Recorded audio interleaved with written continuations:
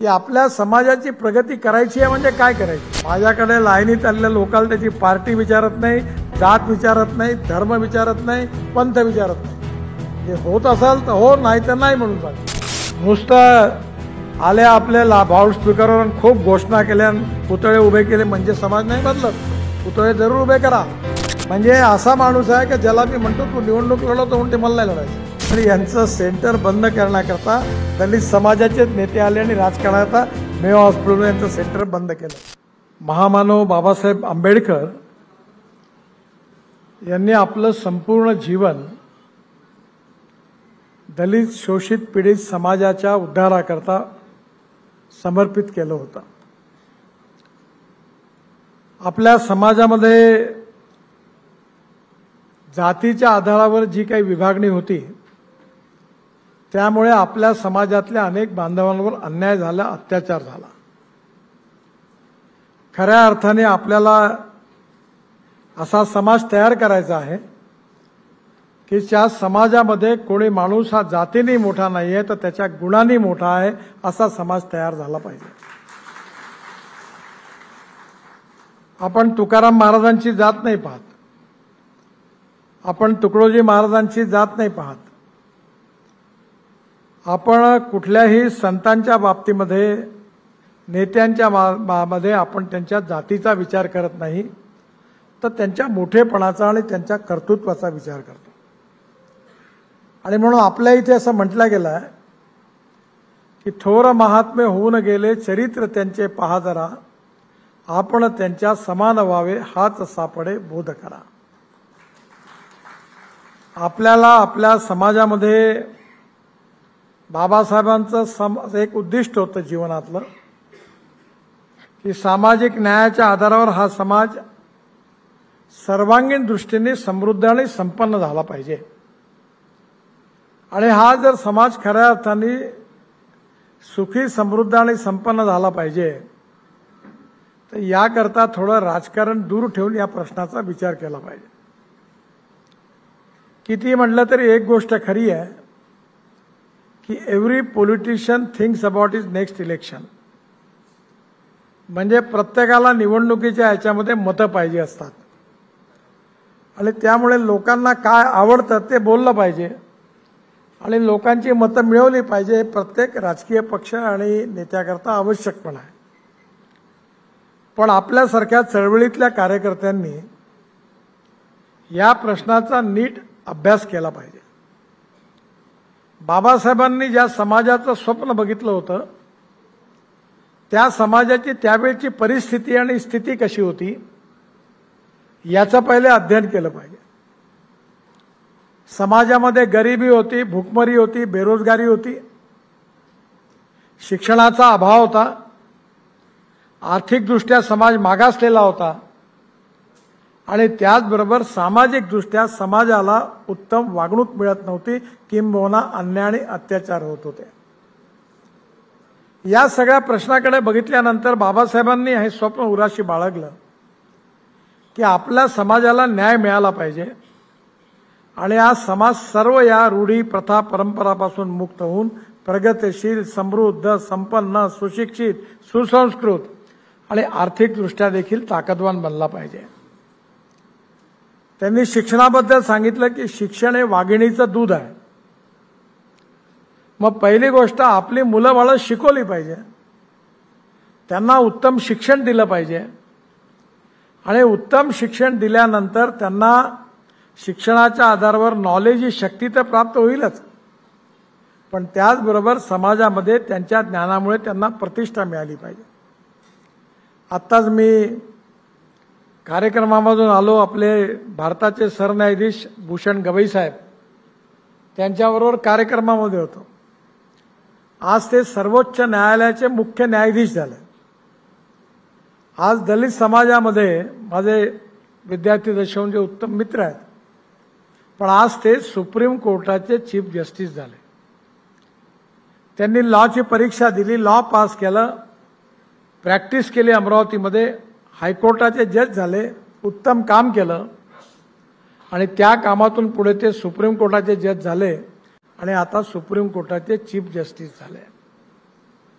आपल्यामध्ये engineer, doctor, वकील, प्राध्यापक, शिक्षक, पत्रकार आणि त्याचबरोबर या सगळ्या समाजाच्या क्षेत्रामध्ये उत्तम नेते हे तयार झाले पाहिजे आणि ते उत्तम नेते तयार करायचे असतील तर आजचा विद्यार्थी हा उद्याचा नाही तर आजचा नागरिक आहे म्हणून त्याच्यावर चांगले संस्कार केले पाहिजे.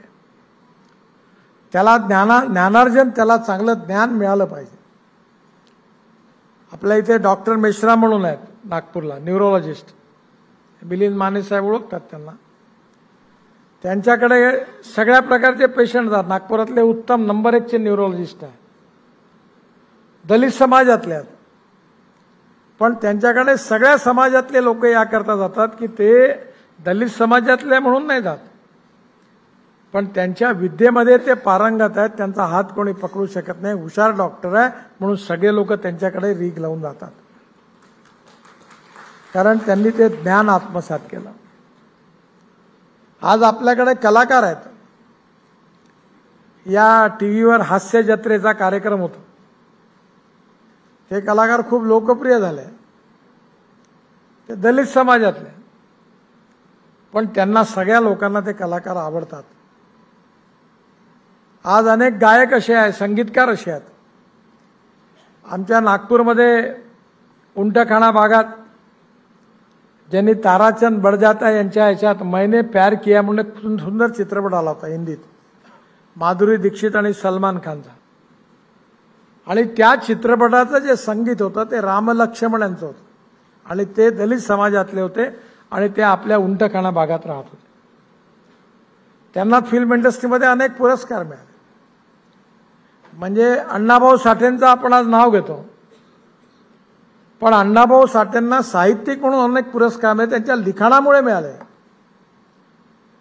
त्यामुळे आपण कर्तृत्व, कार्य, कर्तृत्व आणि नेतृत्व हे प्रत्येक व्यक्तीच्या ठिकाणी उपजत गुण असतात. ते वाढवण्याचा नीट प्रयत्न केल्यानंतर तो मोठं नेतृत्व आकाराला येतं. आपण याचा गंभीरतेने विचार केला पाहिजे की आपल्या समाजाची प्रगती करायची आहे म्हणजे काय करायची आहे. सेवेच्या क्षेत्रामध्ये, शिक्षणाच्या क्षेत्रामध्ये, आर्थिक क्षेत्रामध्ये, सामाजिक क्षेत्रामध्ये आपल्याला समाजाला जर पुढे न्यायचं असेल तर आपल्याला समाजाला कसं पुढे न्यायचं याचा विचार केला पाहिजे. आज आपल्या सगळ्यांना माहिती असेल, मी 2 उदाहरणं तुम्हाला सांगतो.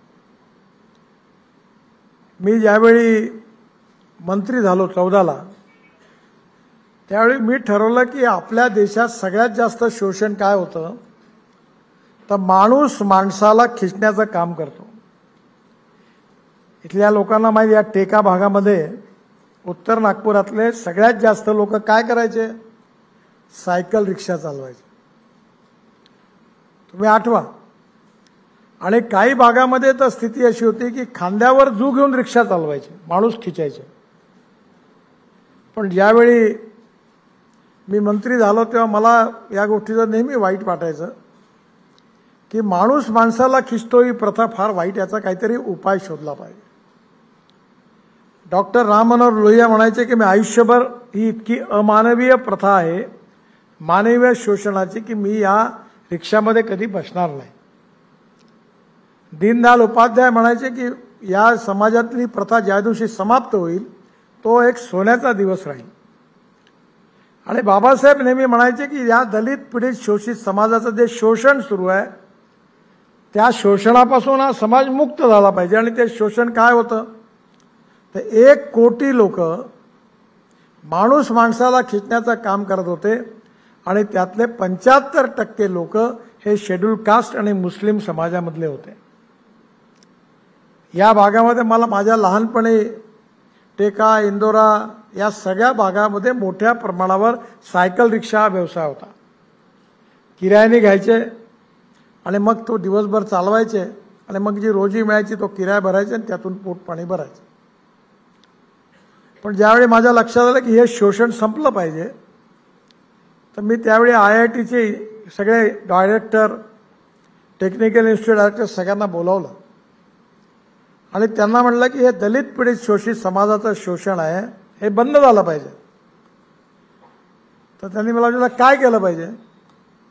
तर मी म्हटलं टेक्नॉलॉजीचा उपयोग करून ही 1 कोटी लोक माणूस माणसाला खिचतो, चालवतो आणि 50 लाख लोक असे त्यातही बहुसंख्य दलित समाजातले ते पाठीवर पोरा घेऊन 1 क्विंटलचं ते मजुरी करतात. ही प्रथा बंद नाही करता येणार का. ते म्हणाले कशी करता येईल. मी म्हटलं मेकॅनिक्स ड्रिव्हन ई रिक्षा आला, ई कार्ट आला तर ही प्रथा बंद होईल. मी त्याच्या संशोधनाला प्रोत्साहन दिलं, त्याचा प्रॉडक्ट बाजारात आले आणि आज 11 वर्षानंतर मला कोणी विचारतात की तुमच्या आयुष्यात सगळ्यात चांगलं काम कोणतं झालं असेल. आज 1.5 कोटी लोक ज्यांचं शोषण होत होतं ते मानवी शोषणातून मुक्त झाले. मी किती रस्ते बांधले, पूल बांधले, खूप हायवे बांधले, टनेल्स बांधल्या, पण या 1.5 कोटी लोकांचं जीवनाचं शोषण समाप्त झालं. हा माझ्या आयुष्यातला सगळ्यात आनंदाचा क्षण आहे. अशा कितीतरी गोष्टी आहेत. आपल्या देशामध्ये दिव्यांग आहेत, कोणाला डोळे आहेत पण दिसत नाही, कोणाचे हात पाय काम करत नाही आणि दुर्भाग्य असं आहे की त्यातल्या बहुसंख्य लोकांना, दलित समाजातले आहेत, मुस्लिम समाजातले आहेत, त्यांची सेवा कोण करतं. त्यांना मानाने आणि सन्मानाने समाजात प्रतिष्ठेने जगता आलं पाहिजे याचा आपण प्रयत्न करतो का. आणि आपण हा प्रयत्न केल्यानंतर जर त्या समाजातल्या अनेक मुलांना आपण इथे पहिल्यांदा भारतात पहिला एक झाला उज्जैनला होता दिव्यांगांकरता पहिला पार्क, मोठा पार्क आपण नागपुरात तयार केला आणि आज सगळ्या जिल्ह्यातले दिव्यांग रोज त्या ठिकाणी येतात. 10 प्रकारच्या पॅथी तिथे आहे आणि 40 कोटी रुपयाचं जवळपास 45,000 लोकांना आपण कोणाला पाय लावले, कोणाला हात लावले आणि ते आज स्वाभिमानाने जगतात आहेत आणि त्यांना मानवी शोषणातून ते मुक्त झाले आहेत. असे अनेक उदाहरणं आहेत. पण जे लोक भाषणं देतात, बाबासाहेबांचंही नाव घेतात, सगळ्यांचं नाव घेतात, अधिकार आहे सगळ्यांना घेण्याचा, पण ते लोक आपल्या जीवनामध्ये प्रत्यक्ष कृतीमध्ये काय करत आहेत हा तर खरा प्रश्न आहे की नाही.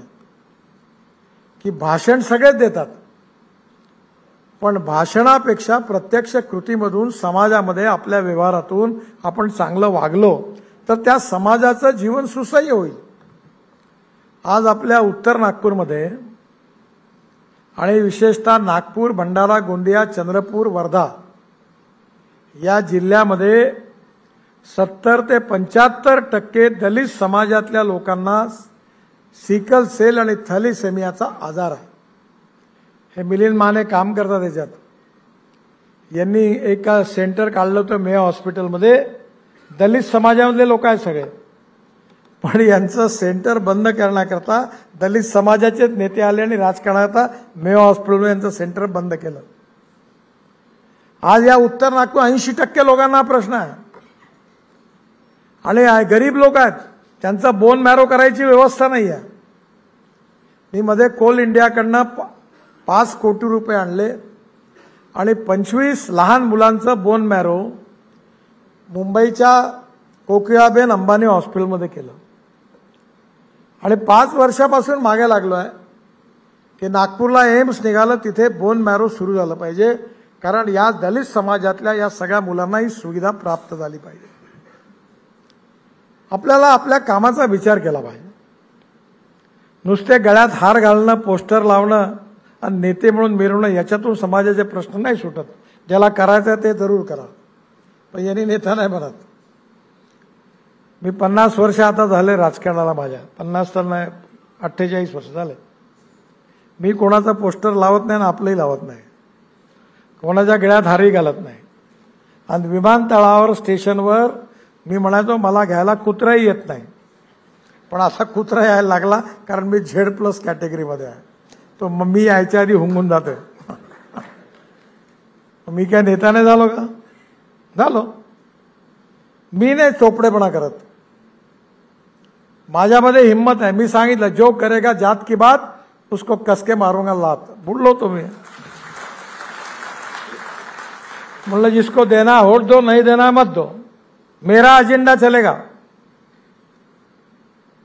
आणि म्हणून मी सेवेचं काम करायचं ठरवलं, विकासाचं काम करतो. आता माझ्या आईच्या स्मरणार्थ कमाल टॉकीज चौकात पुढल्या महिन्यात मी एक मोठं डायग्नोसिस सेंटर बांधला.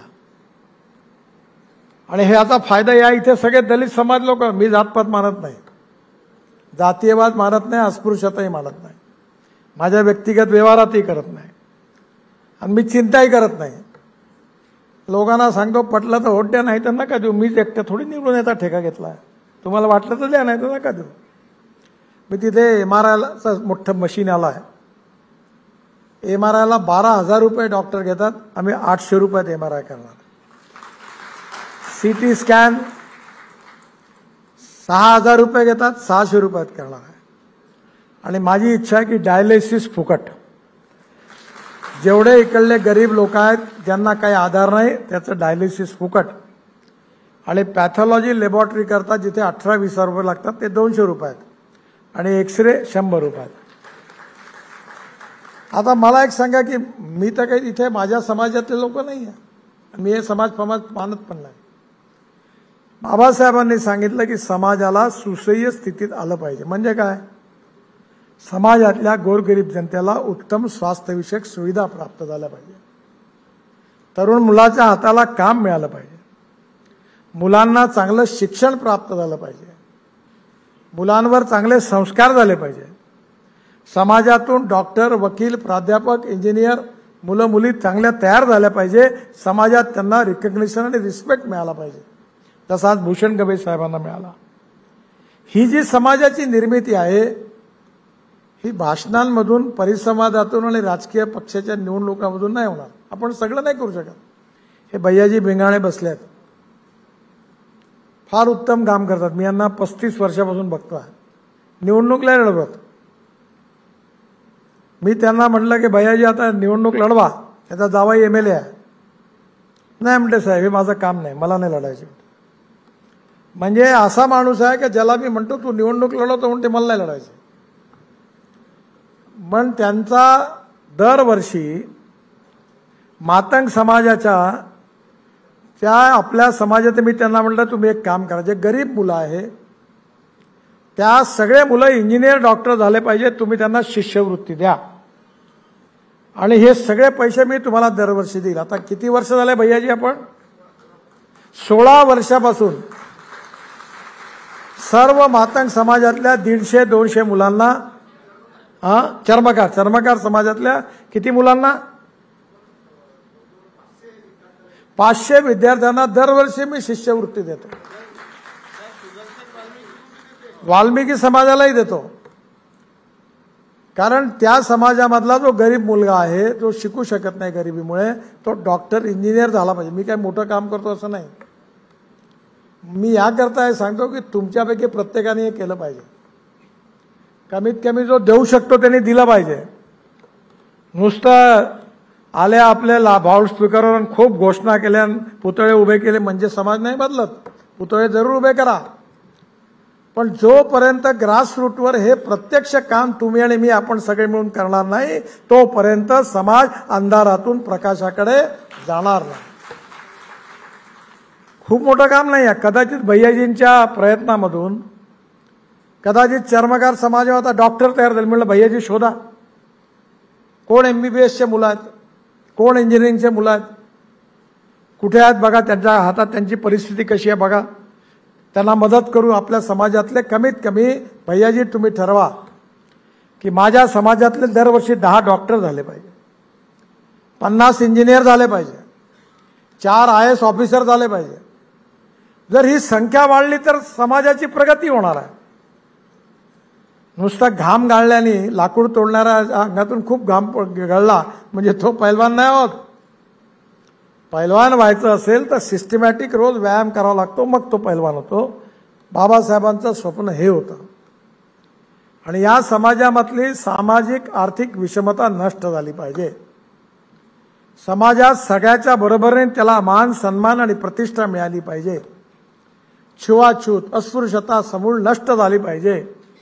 आणि ते मतं मिळवण्याकरता नाही कि नितिन गडकरी आगे बढ़ो हम तुम्हारे साथ है म्हणून पुन्हा मैं तुम्हारा काम करता हूं आओ मेरे साथ, असं नाही. तर संवेदनशीलतेने कोणी मत देव का न देव त्या गरीब माणसाची सेवा मी आयुष्यभर करीन असं म्हणणारा संवेदनशील कार्यकर्ता तयार झाला पाहिजे, तेव्हा खऱ्या अर्थाने समाज बदलणार आहे. आणि ते बदलवण्याचं काम आपल्या सगळ्यांना करायचं. तेव्हा बाबासाहेब आंबेडकरांचं खरं स्वप्न पूर्ण होणार आहे.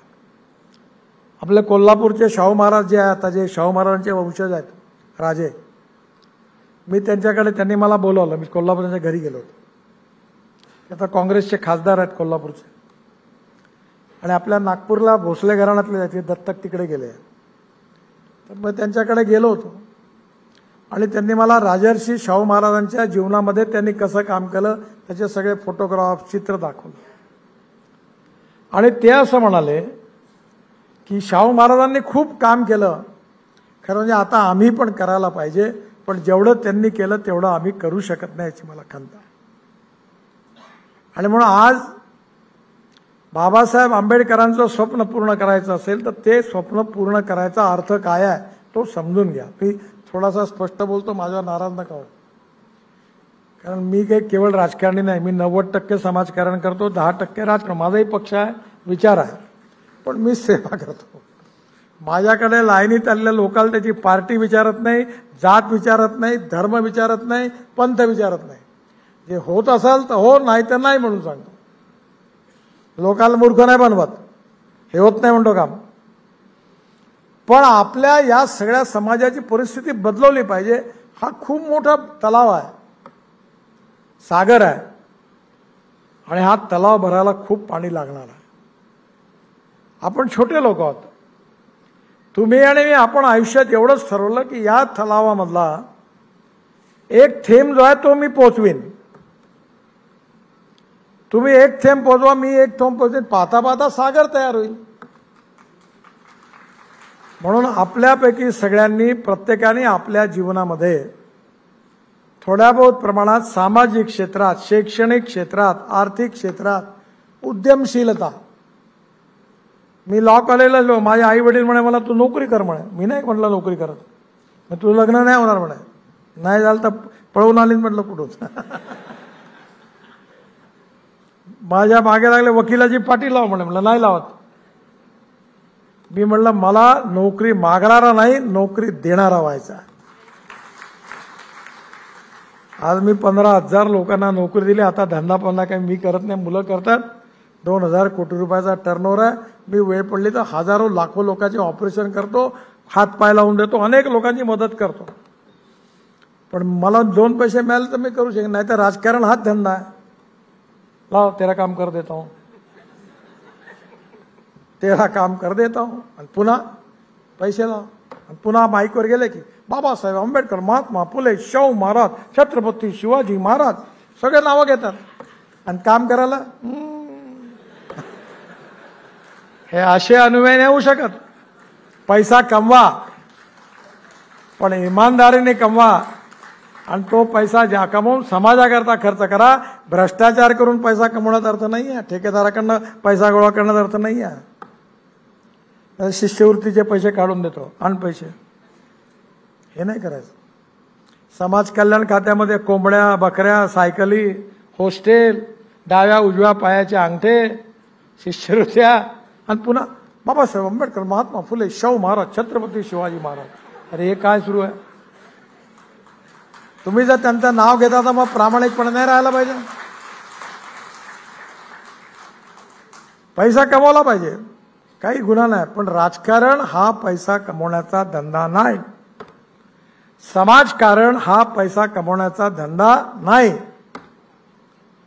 पण मी माझ्या टॅलेंटनी, माझ्या बुद्धिमत्तेने, माझ्या कौशल्याने, माझ्या विजननी मी कमवीन. पण मी समाजाचा कोणी लागतो या भावनेने समाजाबद्दलची संवेदनशीलता आणि सामाजिक जबाबदारीचं वहन करीन. हे बाबासाहेबांचं स्वप्न होतं. त्यांनी आपलं संपूर्ण जीवन समाजाकरता समर्पित केलं होतं. त्यामुळे माझी तुम्हाला सगळ्यांना विनंती आहे की सामाजिक न्याय, सामाजिक समता आणि आर्थिक समता ही प्रस्थापित झालीच पाहिजे. पण त्याचबरोबर टाटा, बिर्ला, अंबानी, अडाणी होऊन राहिले, आपल्या इथला कांबळे, मेश्राम केव्हा होईल वरती? का तो आयुष्यभर चपराशाचीच नोकरी करल? असं नाही जमात. उद्या कोणीतरी आपल्यातलाही गजबीये मेश्राम हा करोडोपती झाला पाहिजे, नोकरी मागणारा नाही देणारा झाला पाहिजे. तर आमचे कांबळे आहेत. तुम्हाला एक माहिती आहे ती आपल्या मुंबईच्या आपल्या बाई त्या सरोज, काय नाव त्यांचं, कल्पना सरोज. त्यांची कहाणी दरवेळेला ऐका. त्या नेहमी माझ्याकडे येतात. कमानी इंजिनिअरिंग कंपनी बंद पडलेली, त्यांचं जन्मगाव आहे वर्धा जिल्ह्यातलं सिंधी, आणि इथून त्यांनी जाऊन तिथे काय स्थिती, किती वाईट, किती आयुष्यात अपेक्षा झाल्या, आणि त्यांनी आपल्या कर्तृत्वाने आज ती एवढी मोठी कंपनी उभी केली. आज 1,500-2 हजार कोटी रुपयाच्या मालक झाल्या. आपल्या कर्तृत्वाने त्यांनी आपलं जीवन बदललं. तो आदर्श महत्वाचा आहे. मला वाटतं मिलिंद कांबळेंनी दलित चेंबर ऑफ कॉमर्स काढलं. त्या बुटीबोरीमध्ये काही उद्योग आहेत. आता तुम्ही हे नोकरी मागणारे नका बनवू, नोकरी देणारे व्हा, उद्योगपती व्हा, उद्यमशीलता शिका, बिझनेस मॅनेजमेंट, ऍडमिनिस्ट्रेशन शिका, आणि आपली आर्थिक संपन्नता उभी करा. आणि आर्थिक संपन्नतेबरोबर सामाजिक जबाबदारीच्या भावनेतून समाजातल्या शोषित पीडित माणसाला परमेश्वर मानून त्याची सेवा करा. तुकाराम महाराजांनी हेच सांगितलं की जे का रंजले गांजले त्यासी म्हणे जो आपुले, तोची साधू ओळखावा, देव तेथीची जाळावा. आणि माझ्या अनुभवातून तुम्हाला सांगतो, मी निवडणुकीमध्ये यावेळी सांगितलं मी पोस्टरने लावणार म्हटलं. मला म्हणे इलेक्शन मॅनेजमेंट आहे, पैसे लागते म्हणे. कशाला? मी बोलत नाही कशाला, लोकांना द्या लागते म्हणे, त्याशिवाय जमत नाही. म्हटलं नाही जमत तर नाही जमत, मला नाही करायचं म्हटलं. मी नाही कोणाला पाजली आणि नाही कोणाला काही खाऊ घातलं. खाऊ घालायला मी माझ्यासारखा माणूस नाही. मी इतर वेळाही इलेक्शन नसताना 1000 लोकांना जेव घालतो. तर मी म्हणलं याच्यात मी जेवण जरूर देईन, पण ठीक आहे वोट करता नाही देणार. मी लोकांची इमानदारीने सेवा करीन, लोकांच्या विकासाकरता काम करीन, गरीब माणसाच्या उद्धाराकरता काम करीन, जेवढं करता येईल तेवढं करीन. मी काही मोठा साधू संन्यासी नाही, तपस्वी नाही, पण मी काम करीन. मला जात पंथ धर्म भाषा न बघता सगळ्या लोकांनी मतदान केलं आणि लोक मतं करतात. त्यामुळे आपल्या सगळ्यांना आता असा कार्यकर्ता उभा केला पाहिजे की ज्याची सामाजिक समता आणि आर्थिक समतेकरता कटिबद्धता आहे. तो जात पात पंथ संप्रदाय अस्पृश्यता न पाळणारा असला पाहिजे. दलित नाही, दलित तर समाजातलाही, पण त्याच्या वागण्यात बोलण्यात व्यवहारात तो बोलतो तसा वागला पाहिजे. आणि असा समाज जेव्हा बदलणारा समाज होईल तेव्हा खऱ्या अर्थाने बाबासाहेबांचं स्वप्न पूर्ण होणार आहे. आणि म्हणून माझी सामाजिक न्याय दिनाच्या निमित्ताने आपल्या सगळ्यांना एक विनंती आहे, आव्हान आहे की सामाजिक विकासाचं, आर्थिक विकासाचं, शैक्षणिक विकासाचं, दलित पीडित शोषित दिव्यांगांच्या विकासाकरता काम करणारी संघटना आणि समर्पित भावनेने काम करणारे कार्यकर्ते, या अनुषंगाने आपण त्यांचा आता सत्कार केला. असे अनेक लोक उभे झाले पाहिजे आणि त्यांच्या प्रयत्नामधून या समाजाला अंधारातून प्रकाशाकडे, गरिबीतून श्रीमंतीकडे आपल्याला खऱ्या अर्थाने समाजाचे सामाजिक आर्थिक परिवर्तन करायचं आहे. त्याचा उत्तम मार्ग कोणता आहे तो तुम्हाला सगळ्यांना समाजाला समजावून सांगायचा. तसं तुमचे एकाने एक चांगलं संस्कृतमध्ये सुभाषित होतं की सूर्य आणि चंद्र लोप पावतील, सगळीकडे अंधार पडेल, तारे पण निघून जातील, तेव्हा एक छोटीशी दिवनाल असं म्हणते की मी मात्र जळत राहीन आणि सगळ्या जगाला प्रकाश द्यायचं काम करीन. म्हणजे तिच्या एका दिवलांनी काही प्रकाश तर सगळीकडे येणार नाही आहे, पण मी काम करत राहीन. एक फार चांगलं कविता होती की एका गावात खूप आग लागली. आग लागल्यानंतर फायर ब्रिगेडचे बंब यायला लागले, धावपळ सुरू झाली. अनेक लोकांनी आपल्या घरातून पाण्याच्या बालट्यात पाणी टाकून पाणी फेकायला सुरुवात केली. तेव्हा एक चिमणी आपल्या चोचीमध्ये थोडंसं पाणी नेऊन त्या आगेला विझवायचा प्रयत्न करत होती. तिला बघून एक कावळा असं म्हणाला, तू तो बहुत शहानी हो रही हो, इतनी बड़ी आग लगी है और तुम अपने चोच में पानी जाके थेम थेम डाल रहे, कोई फर्क पड़ने वाला है क्या? कुछ होने वाला है क्या? तेव्हा त्या चिमणीने असं सांगितलं कि कितना फर्क पड़ेगा कितना नहीं पड़ेगा मुझे पता नहीं है, पर जब इस आग का इतिहास लिखा जाएगा तब मेरा नाम आग बुझाने वालों में होगा, आग लगाने वालों में नहीं होगा. ते छोटंसं उदाहरण तुम्हाला आपण आपल्या आयुष्यात तुम्ही मी सगळ्यांनी मिळून थेंबा थेंबाने केलं ती परिस्थिती बदलेल. आणि अशी परिस्थिती आली पाहिजे का आपल्याला अशा परिषदा घ्यायची गरजच नाही पडली पाहिजे. जर प्रश्न सुटले तर परिषद घेण्याचं काही कारणच नाही राहणार. आणि ती स्थिती आणण्याची जबाबदारी आपल्या सगळ्यांवर आहे. तोपर्यंत आपल्याला काम करायचं आहे आणि हे सगळं काम तुम्ही सगळेजण करता आहात. असंच करत राहून तुमच्या कार्यात बाबासाहेबांच्या आशीर्वादाने तुम्हाला सगळ्यांना माझ्यासहित सगळ्यांना आपल्याला एक दिवस यश मिळेल. हम होंगे कामयाब एक दिन. एक दिवस हे पूर्ण स्वप्न पूर्ण होईल या विश्वासाने नक्कीच आपण यशस्वी व्हाल याकरता मी आपल्या सगळ्यांना शुभेच्छा देतो आणि माझं बोलणं संपवतो. धन्यवाद.